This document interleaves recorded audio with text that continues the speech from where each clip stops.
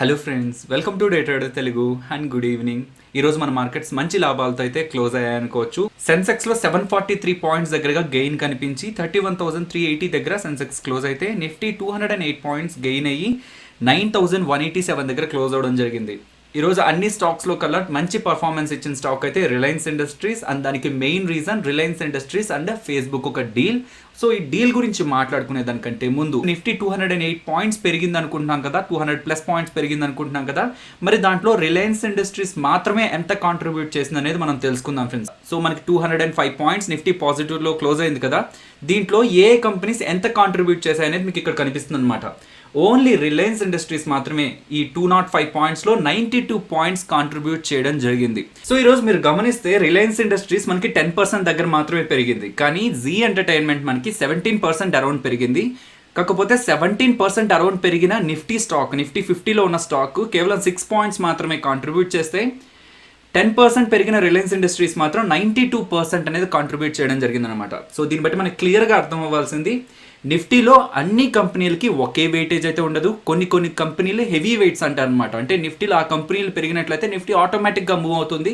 Nifty day trader Telugu అని మీరు యూట్యూబ్లో సర్చ్ చేసినట్లయితే నిఫ్టీ 50 గురించి, అలాగే బ్యాంక్ నిఫ్టీ గురించి కూడా, వాటిలో ఏవి హెవీ వెయిట్స్ అండ్ ఏవి పెరిగినట్లయితే మనకి మూవ్మెంట్ ఎక్కువగా వస్తుంది ఇండెక్స్లో అనే దాని గురించి మనం డీటెయిల్గా అయితే మాట్లాడుకున్నాం. రిలయన్స్ ఇండస్ట్రీస్కి అండ్ నిఫ్టీ మూవ్మెంట్కి ఉన్న లింక్ మాట్లాడుకున్నాం కదా. సరే, రిలయన్స్ ఇండస్ట్రీస్ ఈరోజు ఇంత డ్రాస్టిక్గా ఇంక్రీజ్ అవడానికి మెయిన్ రీజన్ ఏంటి? రిలయన్స్ ఇండస్ట్రీస్కి సంబంధించిన జియో ప్లాట్ఫామ్స్లో ఫేస్బుక్ తను వాటానైతే కొనబోతుంది, 9.9% వాటానైతే కొనబోతుంది. సో ఇలా కొనడం ద్వారా ఫేస్బుక్ దగ్గర నుంచి 43,000 కోట్ల దగ్గరగా, అంటే 43,574 crores దగ్గరగా ఫేస్బుక్ దగ్గర నుంచి ఇప్పుడు రిలయన్స్ ఇండస్ట్రీస్కి వెళ్తుంది. యాక్చువల్గా వెళ్ళేది జియో ప్లాట్ఫామ్స్లోకి, కాకపోతే జియో అనేది సబ్సిడరీ ఆఫ్ రిలయన్స్ ఇండస్ట్రీస్ అనమాట. సో ఓవరాల్ రిలయన్స్ ఇండస్ట్రీస్లో జియో ఒక భాగం కాబట్టి ఈ డబ్బులు అనేది రిలయన్స్ ఇండస్ట్రీస్కి వెళ్ళడం జరుగుతుంది. ఓకే, ఈ డీల్ ద్వారా ఎవరికి అడ్వాంటేజ్? ఫేస్బుక్ అడ్వాంటేజా, జియోకి అడ్వాంటేజా? ఎవరెవరికి ఏ పాజిటివ్స్ ఉన్నాయనేది మాట్లాడుకుందాం ఫ్రెండ్స్. ఫస్ట్ థింగ్, ఫేస్బుక్ గురించి మాట్లాడుకుందాం. ఎందుకని ఇప్పుడు ఫేస్బుక్ ఇంత పెద్ద మొత్తంలో Jio ప్లాట్ఫామ్స్లోకి investment చేయాలనుకుంటుంది?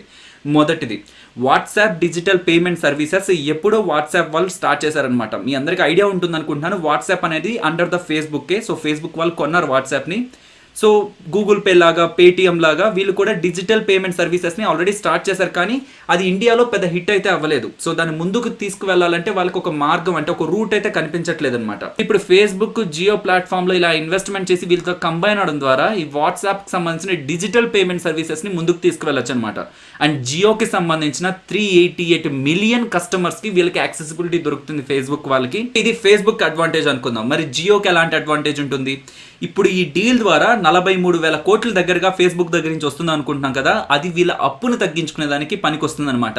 And value addition కూడా ఉంటుందన్నమాట. అంటే ఫేస్బుక్ లాంటి ఒక కంపెనీ జియో ప్లాట్ఫామ్స్లో ఇన్వెస్ట్మెంట్ చేస్తుందంటే ఆటోమేటిక్గా జియోకి సంబంధించిన వాల్యుయేషన్స్ అనేటివి ఇంకాస్త బెటర్గా అవుతాయి. అండ్ అలాగే వీళ్ళ వాట్సాప్ అండ్ ఫేస్బుక్ ద్వారా కూడా జియో ఇంకొంత ఫార్వర్డ్ వెళ్ళడానికి అయితే స్కోప్ అయితే ఉంటుందన్నమాట. సో ఫేస్బుక్ ఇన్ని కోట్లు పెట్టి ఇంత వాటాను కొనింది కాబట్టి మనం పర్ షేర్ వాల్యుయేషన్లో క్యాలిక్యులేట్ చేసినట్లయితే ఈచ్ షేర్, జియో షేర్ అనేది 680 రూపీస్ దగ్గరగా వస్తుంది. సో జియో అనేది రిలయన్స్ ఇండస్ట్రీస్ లో ఒక భాగం కాబట్టి రిలయన్స్ ఇండస్ట్రీస్ ఒక షేర్ ప్రైస్ టార్గెట్ కూడా 1,700-1,800 వరకు వెళ్తుందని చెప్పి అనలిస్టులు అయితే వాళ్ళ ఎస్టిమేట్స్ అయితే ఇస్తున్నారు. కాకపోతే రిలయన్స్ ఇండస్ట్రీస్ అంటే ఓన్లీ జియో ప్లాట్ఫామ్ ఒకటే కాదు, పెట్రోకెమికల్ ఉంటుంది, ఆయిల్ రిఫైనరీ ఉంటుంది, రిలయన్స్ రీటైల్ ఉంటుంది, and finally telecom and digital services అయిన జియో ప్లాట్ఫామ్స్ కూడా ఉంటుంది.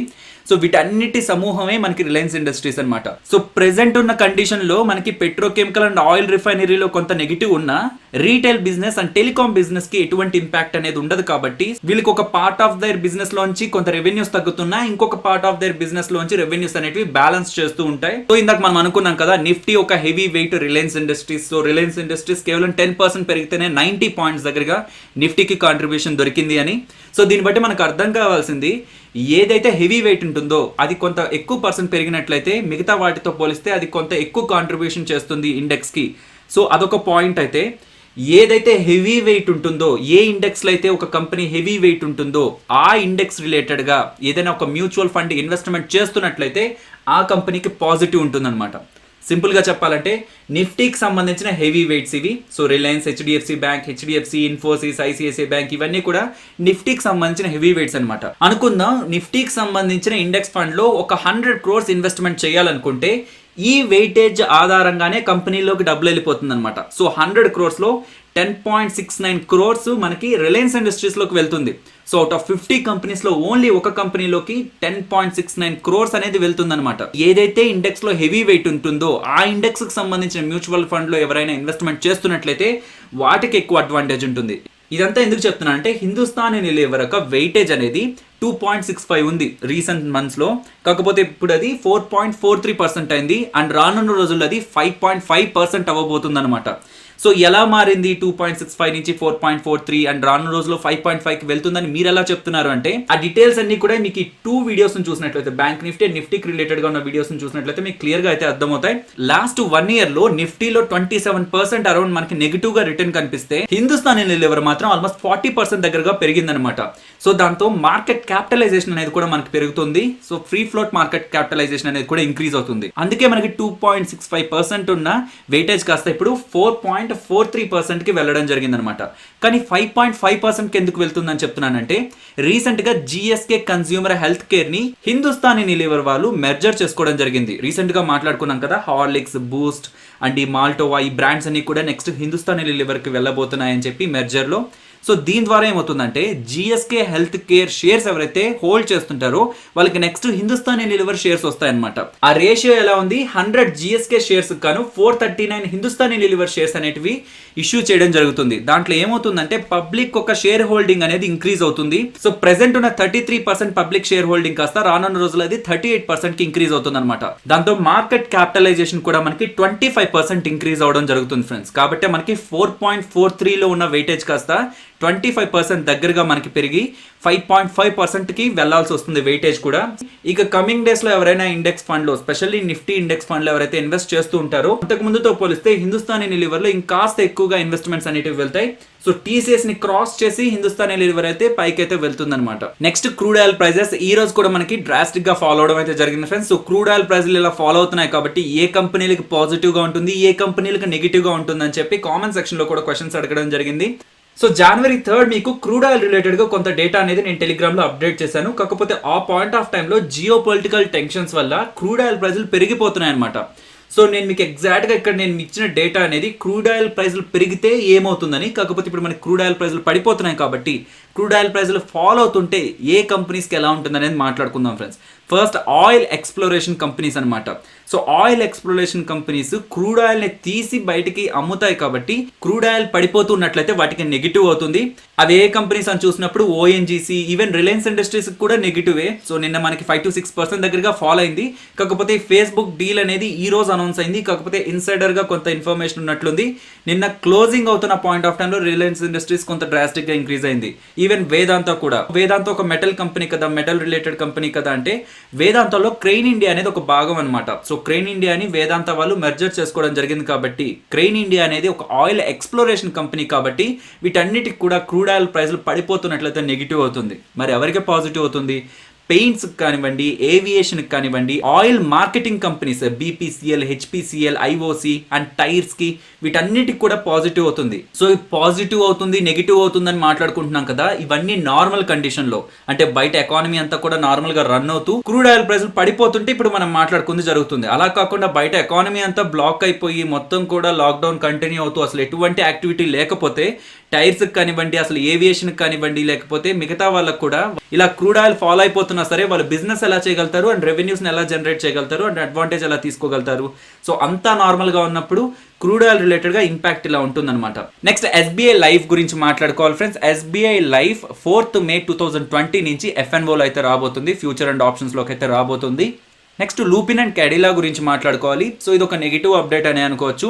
సో ట్యూబర్క్యులోసిస్ వచ్చిన పేషెంట్స్ కి వాడే డ్రగ్స్ వీళ్ళు మ్యానుఫ్యాక్చర్ చేస్తుంటారనమాట. ప్రెసెంట్ ఇండియాలో వాటి షార్టేజ్ ఏర్పడడంతో, సో ట్యూబర్క్యులోసిస్కి సంబంధించిన టాబ్లెట్స్ అనేవి తక్కువ అవడంతో ఎవరైతే వీటిని మ్యానుఫ్యాక్చర్ చేస్తున్నారో వాళ్ళ ఎక్స్పోర్ట్ మీద గవర్నమెంట్ ఆఫ్ ఇండియా రిస్ట్రిక్షన్స్ విధించడం జరిగింది.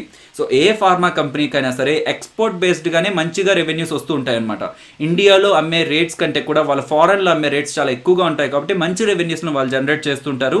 కాకపోతే ప్రెసెంట్ వాటి షార్టేజ్ ఏర్పడడం వల్ల ఎక్స్పోర్ట్ మీద రిస్ట్రిక్షన్స్ విధించారు కాబట్టి టెంపరీగా వీటి మీద నెగిటివ్ ఇంపాక్ట్ అయితే ఉంటుంది. సో ఎప్పుడైతే ఇప్పుడున్న షార్టేజ్ కండిషన్ అనేది నార్మల్ అయిపోతుంది అవుతుందో మళ్ళీ వీళ్ళు ఎక్స్పోర్ట్స్ అయితే చేసుకోవచ్చు. కాకపోతే ఇది టెంపరీగా లూపిన్ అండ్ కెడిల్ అయితే నెగిటివ్ గా అయితే ఇంపాక్ట్ చేస్తుంది. నెక్స్ట్ NAAT గురించి మాట్లాడుకోవాలి. వాళ్ళు US బేస్డ్ ఎడ్టెక్ కంపెనీ అంటే ఎడ్యుకేషనల్ టెక్నాలజీ కంపెనీకి రిలేటెడ్ గా ఒక అగ్రిమెంట్ అయితే సైన్ చేయడం జరిగింది. 5 years సంబంధించిన అగ్రిమెంట్ అనమాట ఇది. సో దీంట్లో ఏం చేస్తారంటే ఇప్పుడు ఈ NAAT వాళ్ళు వర్చువల్ సర్వీసెస్ అనేది ఈ కంపెనీకి ప్రొవైడ్ చేస్తారు 5 years పాటు. సో దీని ద్వారా ఈ NAATకి అయితే కొంత రెవెన్యూ అయితే యాడ్ అవుతుందన్న విషయంతో మనకి ఈ రోజు ఇంట్రోడక్షన్ సెషన్స్ లో NAAT పాజిటివ్ గా రియాక్ట్ అవ్వడం జరిగింది. సో మార్కెట్ అండ్ మిగతా వాళ్ళు కూడా ఎక్కువగా ఎక్స్పెక్ట్ చేస్తున్నది అండ్ గవర్నమెంట్ దగ్గర నుంచి అనౌన్స్మెంట్ వస్తుందని వెయిట్ చేస్తున్నది ప్యాకేజ్ రిలేటెడ్ గా ఏదైనా అప్డేట్ ఉంటుందా అని.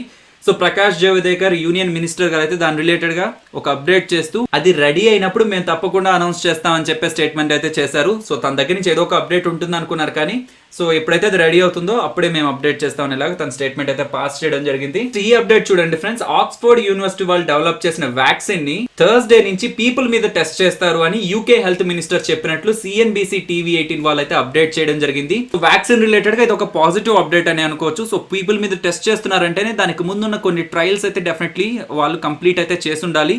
సో దీని రిలేటెడ్ గా నెక్స్ట్ కమింగ్ డేస్ లో ఆ వ్యాక్సిన్ పీపుల్ మీద టెస్ట్ చేశాక పాజిటివ్ గా ఉందా నెగిటివ్ గా ఉందా రిజల్ట్స్ అనేటివి కూడా మనకి కీ ఇంపార్టెంట్ ఫ్యాక్టర్ అయితే అవుతుంది. So Nifty and bank nifty support and resistance మాట్లాడుకుంటే సపోర్ట్ ఇమీడియట్ గా 9120 అండ్ ఈ లెవెల్ కూడా బ్రేక్ అయితే 9014 అయితే గమనిస్తున్నాను. అండ్ రెసిస్టెన్స్ 9250 అరౌండ్ అయితే గమనిస్తున్నాను ఫ్రెండ్స్ నిఫ్టీకి.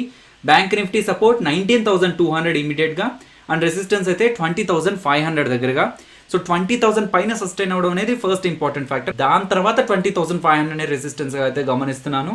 నిఫ్టీ ఆప్షన్ చైన్ గురించి మాట్లాడుకుందాం. సో రేపు మనకి వీక్లీ ఎక్స్పైరీ ఉంది. సో దీని ప్రకారంగా మనకి ఓపెన్ ఇంట్రెస్ట్ కూడా కొంత ఫ్లక్చువేట్ అవుతూ ఉంటుంది. పాసిబుల్ మీరు వీక్లీ కాంట్రాక్ట్ ని అలాగే మంత్లీ కాంట్రాక్ట్ ని కంబైన్ చేసి చూడడానికి ప్రయత్నించండి. సో నిన్న మనకి పుట్ సైడ్ ఏదైతే డేటా కనిపించిందంటే సినారియో ఇప్పుడు కంప్లీట్ గా రివర్స్ అయితే అవ్వడం జరిగింది. సో ఫేస్బుక్ కు సంబంధించిన డీల్ రావడం అండ్ వ్యాక్సిన్ రిలేటెడ్ గా వచ్చిన అప్డేట్ కూడా మార్కెట్ ని కొంత పాజిటివ్ సైడ్ అన్ఎక్స్పెక్టెడ్ గా టర్న్ చేయడంతో కాల్స్ లో మనకి ఇన్ ద మనీలో కొంత అన్వైండింగ్ అనేది కనిపిస్తుంది. నిన్న మనకి పుట్స్ లో ఇన్ ద మనీలో అన్వైండింగ్ అనేది ఎక్కువగా కనిపించింది. కాకపోతే ఇప్పుడు కాల్స్ లో ఎక్కువగా కనిపిస్తుంది అనమాట సిగ్నిఫికెంట్ గా. 9100 దగ్గర ఈ రోజు మనకి మార్కెట్ పెరిగినా సరే, ప్రీమియం పెరిగినా సరే, ఇది అర్థం చేసుకోవాలి మనం, ప్రీమియం పెరిగినా సరే 1,15,000 అరౌండ్ ఈ రోజు ఓపెన్ ఇంట్రెస్ట్ అయితే క్రియేట్ అయింది. అండ్ ఓవరాల్ ఓపెన్ ఇంట్రెస్ట్ కూడా పుట్ కంటే కూడా మనకి ఎక్కువగా ఉందన్నమాట. అంటే 9100 అనేది రెసిస్టెన్స్ గా అయితే స్టిల్ మనం గమనించవచ్చు. సో ఒకవేళ మార్కెట్ ఏదైనా రీజన్ తో ఫాలో అయ్యి 9100 బిలో వెళ్ళినట్లయితే ఇమీడియట్ గా 9100 అనేది రెసిస్టెన్స్ అవుతుంది. అలా కాకుండా ప్రెసెంట్ 9180 లెవెల్ నుంచే టాప్ సైడ్ కి వెళ్తుంది అనుకున్నప్పుడు ఇంట్రాడేలో ఎక్కడ కూడా చేంజ్ ఇన్ ఓపెన్ ఇంట్రెస్ట్ మంచిగా అయితే లేదు. సో 9800 దగ్గర మాత్రమే 1,43,000 అనేది బిల్డ్ అవడం జరిగింది. కాబట్టి ఓవరాల్ ఓపెన్ ఇంట్రెస్ట్ ని కన్సిడరేషన్ లోకి తీసుకుంటే 9500 అనేది స్ట్రాంగ్ రెసిస్టెన్స్ అనుకోవచ్చు. అండ్ ఇప్పుడున్న పాయింట్ నుంచి అంటే 9180 దగ్గర నుంచి మార్కెట్ నిఫ్టీ ఫాలో అవుతుంది అనుకుంటే ఇమ్మీడియట్ గా స్ట్రాంగ్ సపోర్ట్ అయితే ప్రెసెంట్ 9000 అయితే అవ్వడం జరిగింది ఫ్రెండ్స్. సో రేపు ఎక్స్పైరీకి సంబంధించిన కాంట్రాక్ట్ కాబట్టి రేపు ఇంకా ఫ్లక్చువేటెడ్ గా ఉంటుంది. సో పాసిబుల్ ఈ కాంట్రాక్ట్ ని మీరు మంత్లీ కాంట్రాక్ట్ తో కూడా కంబైన్ చేసి చూడడానికి ప్రయత్నించండి. అండ్ అక్కడి నుంచి కూడా బ్రేక్ అవుతుంది అనుకున్నప్పుడు ఇంట్రాడేలోనూ స్ట్రాంగ్ గా మనకి రైటింగ్ కనిపించింది. అండ్ ఓవరాల్ గా కూడా స్ట్రాంగ్ గా ఉన్న లెవెల్ అయితే 8800 అనమాట. సో ఇమీడియట్ గా 9000, అక్కడి నుంచి 8800. సో ఆ లెవెల్స్ లో మనకి పుట్ లో ఎక్కువగా రైటింగ్ కనిపించింది ఫ్రెండ్స్. సో కాల్స్ లో ఎక్కువగా రైటింగ్ కనిపించింది అంటే కాల్స్ లో ఎక్కువగా నెంబర్ ఉందంటే దాని అర్థం అక్కడ రెసిస్టెన్స్ అని, అంటే ఆ లెవెల్ కంటే పైకి వెళ్ళదు అని చెప్పి సెల్లర్స్ ఈజీగా రైట్ చేస్తున్నారు, ఈజీగా సెల్ చేస్తున్నారు ఆప్షన్స్ అని. అండ్ పుట్ లో ఎక్కడైతే మనకి నెంబర్ ఎక్కువగా ఉంటుందో, సో ఏ లెవెల్స్ లో అయితే చేంజ్ ఇన్ ఓపెన్ ఇంట్రెస్ట్ బాగుంటుంది అండ్ ఓవరాల్ గా కూడా గుడ్ ఓపెన్ ఇంట్రెస్ట్ అనేది బిల్డ్ అయి ఉంటుందో దాని అర్థం ఆ లెవెల్ కంటే మార్కెట్ కిందకి వెళ్ళదని ఆ పుట్లను అయితే సెల్ చేస్తున్నారు సెల్లర్స్ అని. సో ఆప్షన్ చైన్ డేటా అనేది మనం చార్ట్తో కూడా కంబైన్ చేసినట్లయితే, చార్ట్లో ఉన్న సపోర్ట్ అండ్ రెసిస్టెన్స్తో కూడా కంబైన్ చేసినట్లయితే ఇంకాస్త ప్రాబబిలిటీ అనేది మనకి పెరుగుతుంది. సో ఫైనలీ ఇది ఫ్రెండ్స్ మన వీడియో నచ్చిందా? సో నచ్చినట్టయితే తప్పకుండా లైక్ చేయండి. అండ్ ఈ వీడియో మన వాళ్ళకు ఉపయోగపడుతుంది అనుకుంటే షేర్ చేయండి ఫ్రెండ్స్. అండ్ మన ఛానల్ని సబ్స్క్రైబ్ చేయనట్లయితే ఒకసారి కంటెంట్ని గమనించండి. కంటెంట్ నచ్చితే ఛానల్ని సబ్స్క్రైబ్ చేసి పక్కనే వచ్చే బెల్ ఐకాన్ క్లిక్ చేయండి. మరొక ఇంట్రెస్టింగ్ వీడియోతో మళ్ళీ మీ ముందుకు వస్తాను. అంతవరకు టేక్ కేర్. జై హింద్.